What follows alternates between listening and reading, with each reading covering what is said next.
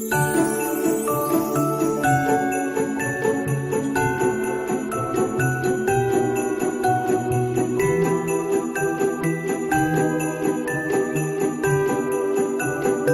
it's actually 5 o'clock on Saturday evening and I finally did my makeup. I really want to film just a little bit like of a clip for Vlogmas. I've kind of decided that when I don't really have anything I'm doing that particular day, I kind of want to have like something I talk about. So whether it's like books or booktubers or something like that. I swear the loudest cars go by my window, and I have the windows open because it's really nice outside, but the loudest cars go by my window. I don't know why. It's so annoying. But yeah, I actually used the makeup that I bought yesterday from Ulta, the Makeup Revolution stuff, and I actually really like it. It's very like full coverage, which I actually don't mind. I feel like I just need to like figure out what to do with my face. Maybe I'm not contouring enough. Like I feel like I'm contouring too much, but then when I look at myself I'm like I feel like I could have done more.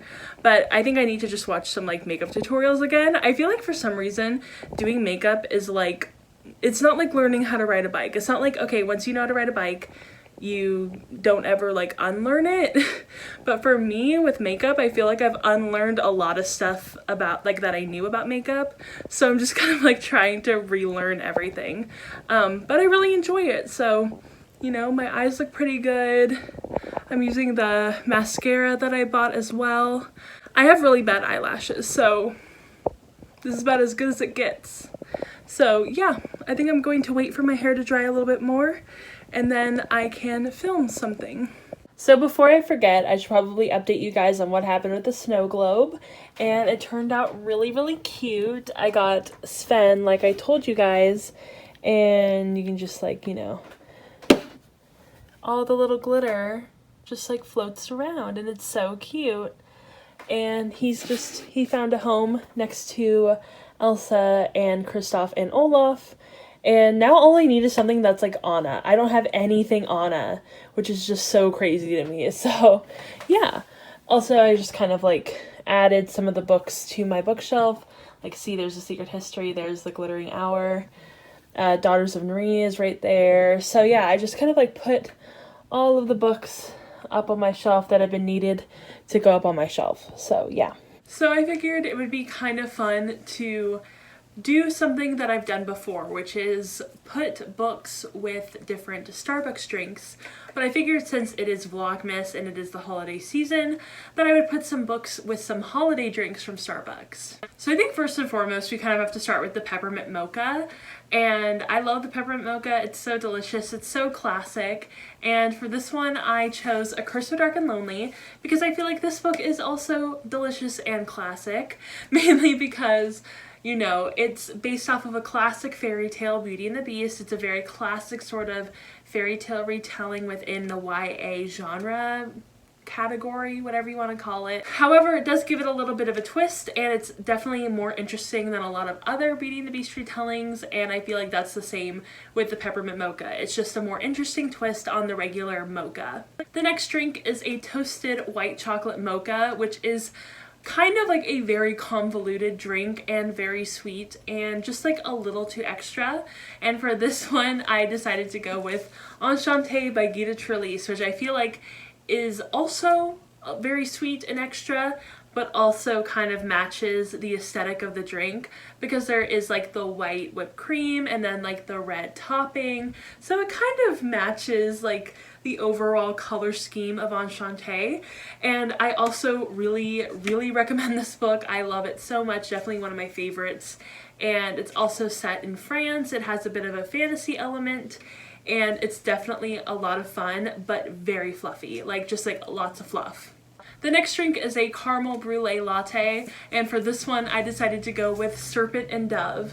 I chose this book for the caramel brulee mainly because it's another one of those very like extra drinks, kind of a guilty pleasure drink if you will, and I feel like this is also kind of a guilty pleasure read. It's definitely not as serious as many other fantasies are, but it's still lots of fun, and there are some fun little tropes within there that are just kind of like a good time and nothing to take really seriously. And I feel like a caramel brulee is kind of like a basic bitch drink, and this is also kind of a basic bitch book, but I feel like it's definitely a book that you indulge in, and I definitely would indulge in this book again. I loved it. I thought it was so much fun. I feel like I would recommend most of these drinks unless I say otherwise. Like, you can pretty much guarantee that all of the Starbucks drinks are going to be pretty good. The next drink is my favorite one, and that's the Chestnut Praline Latte, and for this one I decided to go with the Wicked King, The Cruel Prince by Holly Black. I'm keeping that in. I always, for some reason, I think it's because The Wicked King is my favorite in the series,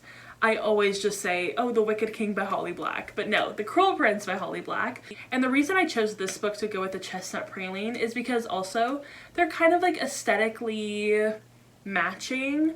I feel like, you know, there's a lot of gold and like browns in this book, and there's like the topping on the chestnut praline is so delicious, and it's like chestnuts and like sugar, and it's delicious. And I don't know, I'm really bad at like describing why these two go together, but they just do. Like, the chestnut praline is kind of toasty, but it's also a little sweet, and it's like it's so much more dynamic than any of the other drinks, and definitely my favorite one. And I feel like that kind of goes for this book as well. Definitely my favorite book out of the entire stack of books, and also I feel like personally the most dynamic book, and I just love it. And all the characters are so fun and different and interesting, and we stand this series. And the very last drink is the Eggnog Latte. I don't know what it's called. I've never had it. It sounds kind of gross to me. And so the book that I chose for this drink is A Court of Thorns and Roses by Sarah J. Maas. It's a book that I didn't think I was gonna like, and I didn't end up liking, and it's kind of gross, and I don't really like it, so I feel like they kind of go well together. If you like the Eggnog Latte, let me know, because maybe I will try it at some point, but like, spoiler alert, I've never had eggnog before, so who knows, I might not like it, but I feel like those two are compatible. Just don't take any of this seriously. Like, no shade to Sarah J. Maas or whatever, I love the Throne of Glass series, but this book, trash. Alright, so I hope that was kind of fun for you guys. It was definitely fun for me to try to pick out all of the books, and let me know if you agree with any of these choices. I think that they're kind of good choices. I don't know, like, and I kind of tried to find some books that I like haven't talked enough about, I guess. Well, I guess I've talked about all these books a lot on my channel, except for maybe Enchante. I feel like I never mentioned Enchante on my channel, and that needs to change because it's a really good book. Okay, so before I forget, let's open up the next store on my advent calendar. I feel like I haven't asked, but do you guys actually enjoy when I open up my advent calendar, or is that just like a me thing? Do I just really enjoy it? Because I don't know, I've never asked any of you guys if it's a fun thing for you to see my advent calendar and to open it up every day. Okay, so today's the 8th, so I'm going to open up the 8th door that's over here. Ooh, I got it open. So let's see. It's just Anna all by herself. Look at her. Oh, look at her. She is so freaking cute. We stan. We stan. Okay, so I'm gonna have the chocolate. Anna looks pretty sad in that picture, TBH. Like, do you see her? So yeah, I can't believe how far we've gone in this advent calendar so far. Okay, so I think that that's everything I wanted to do and talk about in this video. I feel like there are some other things I definitely want to talk about, but I don't know, like, Twitter has just been like stressing me out lately. That's why I don't really tweet as much as I used to, mainly because it's just like, I feel like there are some people who just like create drama just to create drama and for no other reason, and then they act surprised, or like they act brand new because it's like, oh, they'll start drama and then they'll be like, oh my gosh, like, why are you like taking me seriously, like, why are you doing this? And they'll bring it up like constantly, and I'm like, if you don't want to like have that persona or image or whatever of starting drama, then don't start drama. Like, it's not that hard. And I completely understand, because I used to be that way back when I was like in my teens as well, like on Tumblr. I would love to start drama. I would love to get into drama, but I pretty quickly grew out of that. And you know, I feel like that comes with age, definitely. But like a lot of people on book Twitter are similar ages to me, and they want to act like none of us have been on the internet before and that we're all like just like here and like they can, you know, fool us. And I'm like, you're not fooling anyone. You're not fooling me. You're not fooling anyone else. We know what you're doing. And this is not just like any one singular person. This is like Twitter as a whole, and not just book Twitter. It's like Disney Twitter. It's like literally every little sector of Twitter that I'm like a part of, because I have different accounts for different like things, and I follow like different people in different communities. And then like this is an issue in the Disney Twitter. Like, let me tell you, people start drama on the Disney Twitter for no fucking reason, and then they want to act like, oh, I didn't, like, what did I say, like, what did I do, like, oh my gosh, you guys are taking me so seriously and whatever. And I'm like, no, we all know what you're doing. Like, it's not like we're not stupid.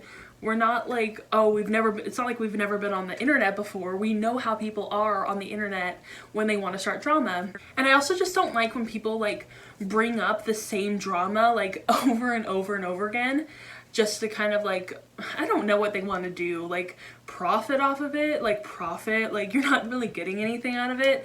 But if you just keep on like bringing it up, it's so annoying. Like, I understand like addressing it once and then leaving it alone, but when you continually bring up the same drama over and over again in your tweets and your videos and your whatever, why? Like, why? Like, unless you like really get a kick out of starting drama and getting people upset, why would you do that? Like, it just doesn't make sense to me. Like, I've been part of drama before, and you don't hear me bringing it up constantly. You don't hear me tweeting about it. You don't hear me doing this stuff. It's because when the drama is over, it's over. Like, we're done. Like, we've moved on. I've moved on. I've grown. We're through. We're finished with that.